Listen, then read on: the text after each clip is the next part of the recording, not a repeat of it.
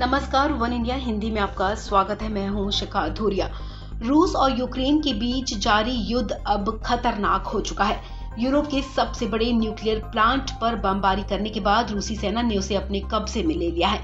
रूसी सेना की इस कार्रवाई ने पूरी दुनिया को चिंता में डाल दिया है। खबर है कि रूस ने यूक्रेन के ज़ैपोरिज़िया न्यूक्लियर पावर प्लांट पर हमला करने के बाद कब्जा कर लिया है। इसके बाद अमेरिका से लेकर यूरोप तक बड़ी हलचल पैदा हो गई है।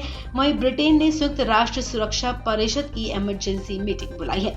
इससे पहले रूसी सेना ने इस पर बमबारी की थी, जिसके बाद प्लांट के परिसर के बिल्डिंग में धुआं निकल रहा था, जिससे रेडिएशन फैलने का डर सताने लगा था। हालांकि बाद में आग पर काबू पा लिया गया। इस पावर प्लांट में धुआं निकलने को लेकर अमेरिका ब्रिटेन ने चिंता जताई है।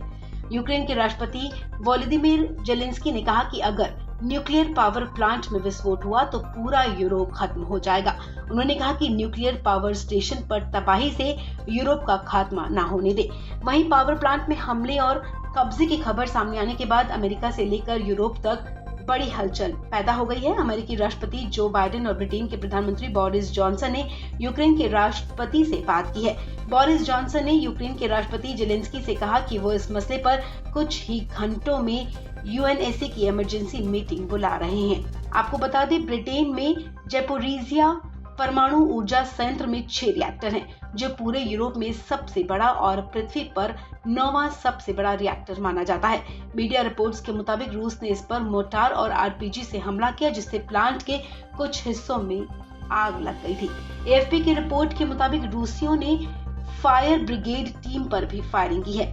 Zaporizhzhia nuclear power plant Ukraine के डनीपियर नदी के पास बसे इनरहोदर शहर में स्थित है। इसी प्लांट से यूक्रेन की 25% बिजली सप्लाई होती है। ऐसे में इंटरनेशनल एटॉमिक एनर्जी एजेंसी ने कहा कि वो यूक्रेनी अधिकारियों के संपर्क में है और ज़ैपोरिज़िया न्यूक्लियर पावर प्लांट पर हो रही गोलीबारी से भी वाकिफ है। आईएईए के महानिदेशक राफेल मारियानो ग्रोसी ने यूक्रेन के प्रधानमंत्री डेनिस शमाइगल और यूक्रेनी न्यूक्लियर रेगुलेटर और ऑपरेटर के साथ बात की है। उन्होंने फोर्सेस को रोकने की अपील की है। उन्होंने रिएक्टरों के ब्लास्ट से गंभीर खतरे की भी चेतावनी दी है।